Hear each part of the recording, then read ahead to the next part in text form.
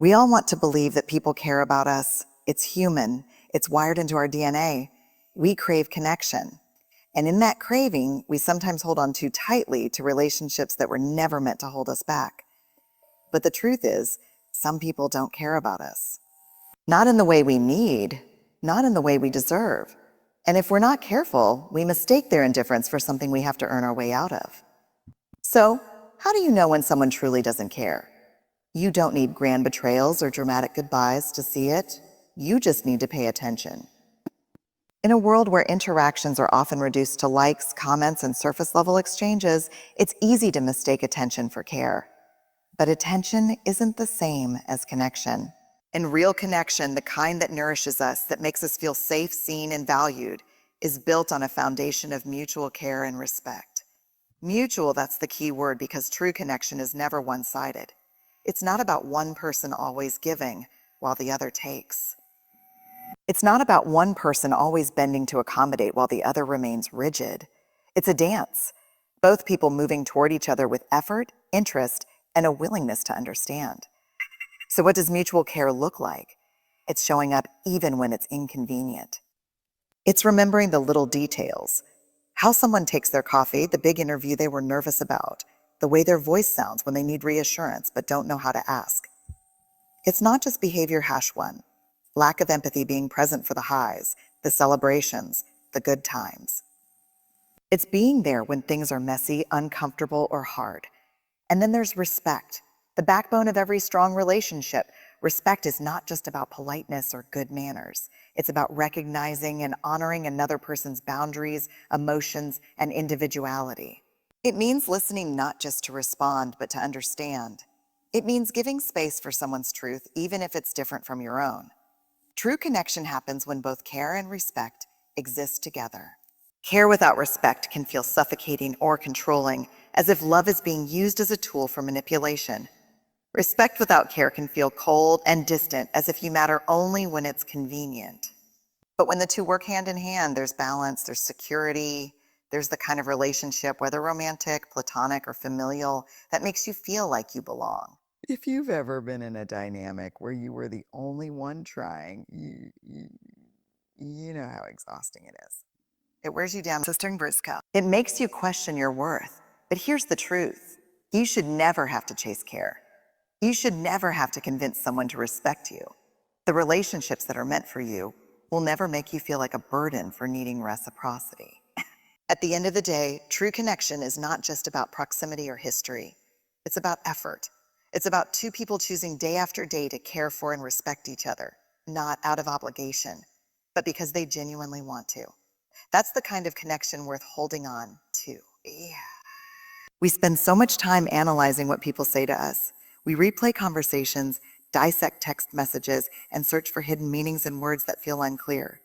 But often the most revealing truth isn't found in what someone says. It's found in what they don't say. Indifference speaks louder than words. When someone cares, you feel it.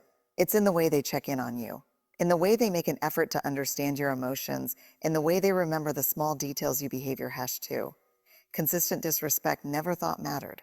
Care is active. It moves forward. It reaches, it creates space for connection. But indifference is passive. It's a void. It's the absence of effort, the lack of acknowledgement, the quiet dismissal of your presence in someone's life. Silence is an answer. Lack of effort is an answer. Apathy is an answer. Apathy is an answer. We sometimes fool ourselves into thinking that if someone isn't outright cruel to us, then they must care on some level. We tell ourselves that maybe they're just busy. Maybe they're not good at expressing emotions. Maybe we're expecting too much. But let's be honest, caring doesn't require constant words, but it does require presence. If someone truly values you, they won't let you linger in doubt. They won't leave you questioning whether they care. They won't make you feel like you're always the one reaching out, the one trying to maintain the connection, the one carrying the weight of the relationship on your shoulders. Indifference is the friend who never asks how you're doing, even when they know you're struggling. It's the partner who shows more excitement over their phone than in spending time with you.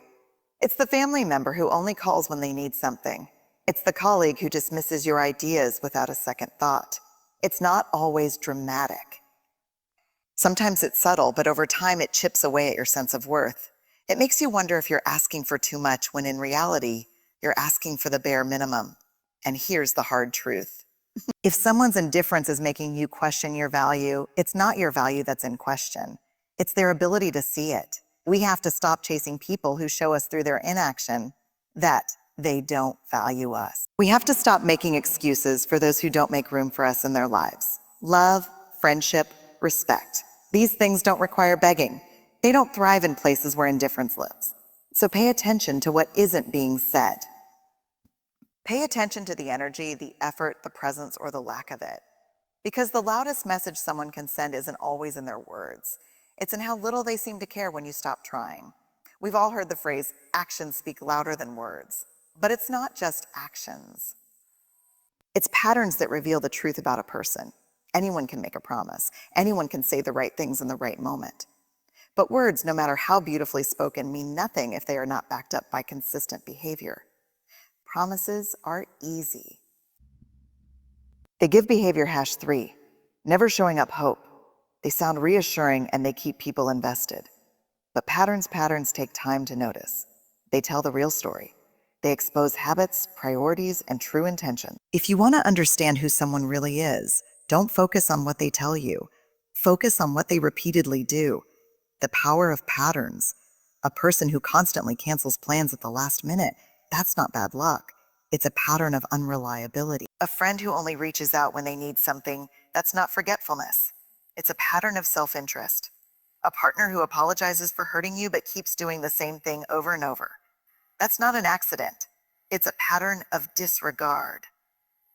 People show you exactly who they are through repetition, not through one-time actions.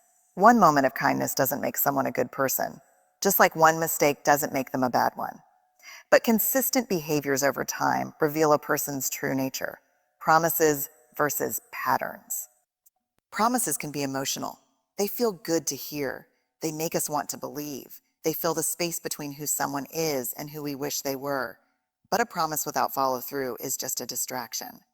Think about the person who always says, "I'll do better," but never actually changes. Or the one who says, "I care about you," but never makes the effort to show it. Those words may be comforting in the moment, but if the behavior stays the same, the promise was just an illusion.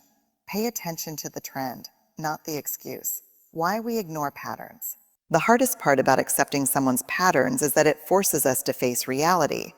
And sometimes reality is painful. We want to believe people will change. We want to hold on to their potential. We tell ourselves stories. They didn't mean it. They'll get better. Maybe I just need to be more patient. But potential is not a promise, and it's certainly not a pattern. The truth is, we don't need to decode people. We don't need to overanalyze or search for hidden meanings in their words. The answer is always in their consistent actions. When someone shows you who they are, believe them. It's a hard lesson, but an important one. People will always show you who they are. Your job is to believe them the first time, not when they finally run out of chances. Not when they hurt you one too many times. Not when you're exhausted from trying to justify their actions. Believe them when their actions don't match their words. Believe them when their patterns tell a different behavior #4, gaslighting your reality story than their promises. Believe them when they consistently show you that they don't respect, value, or prioritize you. Because at the end of the day, someone's real character isn't found in what they say they'll do. It's in what they actually do over and over again. Final thought, if you have to keep hoping for a different outcome, it's because you're ignoring the pattern. And if you're ignoring the pattern, you're choosing the promise over the truth. Stop listening to what people say. Start watching what they do, because patterns don't lie. We live in a world that often tricks us into believing that our worth is something external, something that can be measured by how much attention, love, or validation we receive from others. We look to relationships, friendships, and social approval to tell us how much we matter. But here's the truth. Your self-worth is not defined by how much someone else values you. It never was. It's easy to fall into the trap of measuring our worth through the eyes of others. When someone loves us, we feel valuable. When someone ignores us, we feel insignificant. When a friend chooses someone else over us, we feel replaceable. When a relationship ends, we wonder if we were not enough. But this kind of thinking gives other people power over something that should belong only to us. Why do we let others define our worth? From a young age, many of us are conditioned to believe that our value is tied to approval. As children, we learn that being good earns praise. In school, we're measured by grades. In relationships, we're told that being chosen means we're special. Over time, we internalize the idea that our worth must be proven, that we must earn it by being lovable, successful, attractive, or needed by someone else. But here's where that thinking becomes dangerous. When we let other people determine our value, we make ourselves dependent on forces we cannot control. If someone treats us with love and respect, we feel good about ourselves. If someone treats us with indifference, we question our worth. If someone rejects us, we assume we weren't good enough. But think about that for a second. Why should your worth change based on how someone else treats you? Why should the way one person sees you have the power to determine how you see yourself? The truth about self-worth is not something that is given to you by others. It is something you own, something that exists within you, regardless of how anyone else perceives you. A person's inability to see your value does not mean you lack value. Someone's failure to love you does not mean you are unlovable. Being rejected does not mean you are unworthy. People's opinions are shaped by their own experiences, biases, and emotional capacities. Sometimes their inability to appreciate you has nothing to do with you and everything to do with where they are in life. Some people are incapable of valuing others in a healthy way, no matter how worthy those others are. So why should your self-worth be based on someone else's limited perception? Signs you are defining your worth by others. Behavior #5. Conditional kindness. If you've ever done any of the following, you might be allowing external validation to dictate your self-worth. Feeling unworthy when someone ignores you or doesn't reciprocate your feelings. Changing yourself to fit what you think others want. Staying in unhealthy relationships because you fear being alone. Seeking constant reassurance from others to feel good about yourself. Measuring your worth based on how many friends, followers, or admirers you have. These behaviors don't mean you're weak. They mean you're human. We all crave connection, love, and belonging. But true self-worth means knowing that you are already enough, even without external validation. How to reclaim your self-worth. Detach your worth from external validation. Your value is not something that fluctuates based on how others treat you. Remind yourself daily that you are worthy simply because you exist. Not because of what you do for others, not because of how many people approve of you. Stop chasing people who don't see your worth. If someone doesn't value you, that is a reflection of them, not you. Stop trying to prove your worth to people who don't recognize it. Walk away from relationships that make you feel small. Validate yourself first instead of waiting for others to reassure you. Practice self-measurement meditation. Celebrate your own accomplishments. Acknowledge your own strengths. Be proud of who you are without needing someone else to tell you. Surround yourself with people who reflect your value. The right people will never make you question your worth. They will respect, appreciate, and uplift you. Not as a favor, but because that's how they truly see you. Develop inner confidence. Self-worth comes from within. Spend time alone, invest in your growth, and do things that make you feel good about yourself. The more you build yourself up, the less you will seek validation from others. Final thought, at the end of the day, self-worth is not something you ask for. It is something you claim. It is not something that increases when someone loves you, and it does not disappear when someone doesn't. You are not less worthy because someone failed to see your value. You are already enough. You always have been. And no one, not a friend, a partner, a boss, a family member, gets to define what was never theirs to decide. For far too long, many of us have been conditioned to believe that setting boundaries is selfish.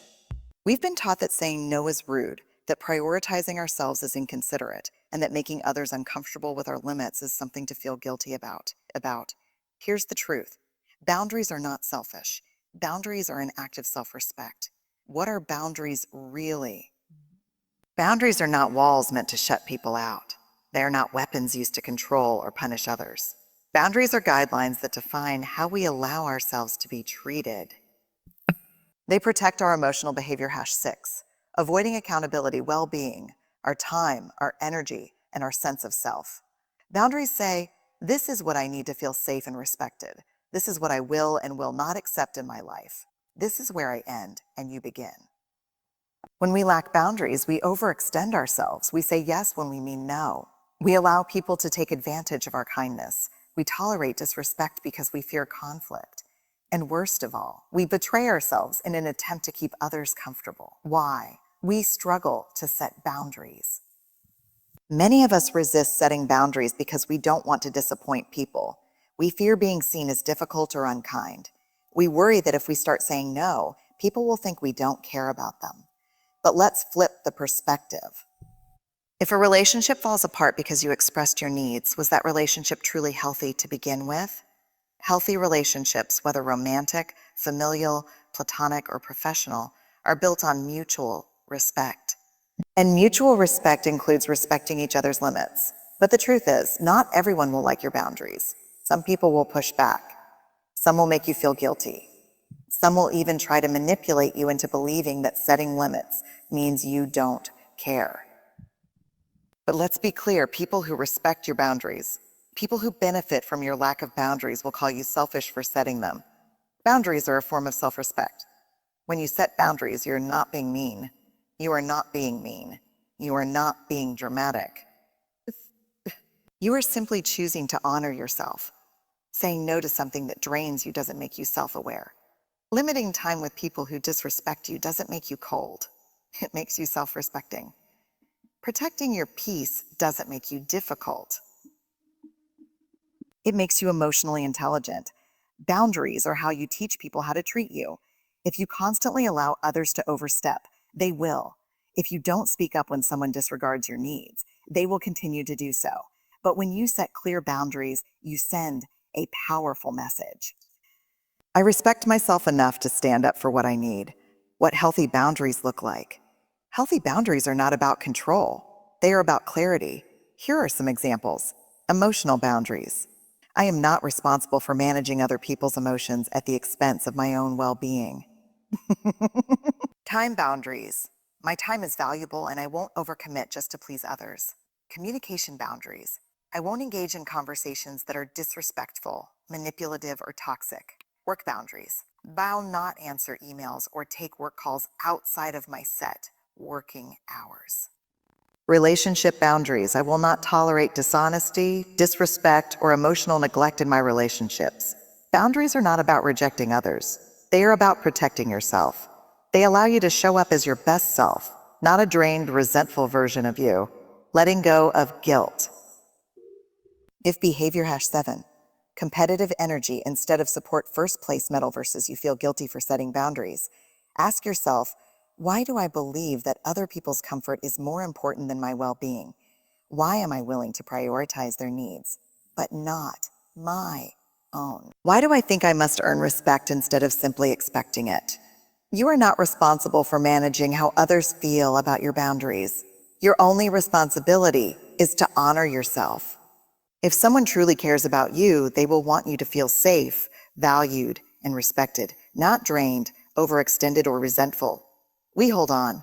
We hold on to people who drain us, to relationships that make us feel small, to friendships that no longer feel like home. We hold on because it's familiar, because we're afraid of what life will look like without them, because we convince ourselves that maybe, just maybe, things will get better. But here's what we don't realize in the moment. By clinging to the wrong people, we block ourselves from receiving the right ones. Why do we hold on? Letting go is hard, especially when we've invested time, love, and effort into a relationship.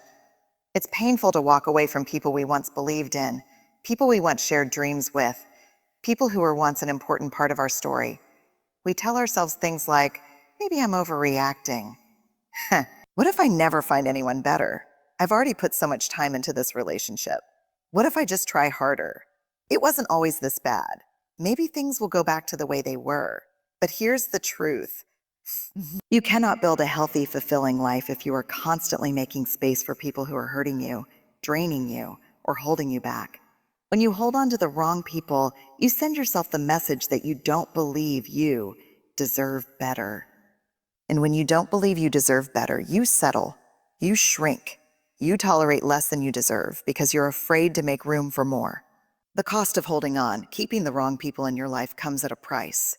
It costs you your energy, your peace, your self-worth. It keeps you stuck in cycles of frustration, disappointment, and unmet expectations. It prevents you from fully stepping into the life you were meant to live. Think about it. Every moment spent chasing someone who won't meet you halfway is a moment stolen from someone who would. Every ounce of effort poured into a one-sided relationship is energy you could be investing in people who truly value you. The wrong people will make you question your worth, take more than they give, show up only when it's convenient for them, make you feel like you're hard to love, leave you emotionally exhausted. But the right people pour into you instead of just taking from you. They support you. Ciao. They show up. They make you feel safe in their presence. They remind you simply by being who they are. That love and respect should never feel like something you have to earn.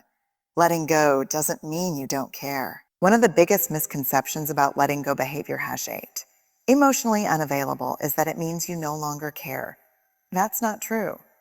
Letting go doesn't mean the memories weren't real. It doesn't mean you didn't love them. It doesn't mean you wish them harm. It simply means you are choosing yourself. You are choosing your peace, your growth, and your future over a connection that is no longer serving you.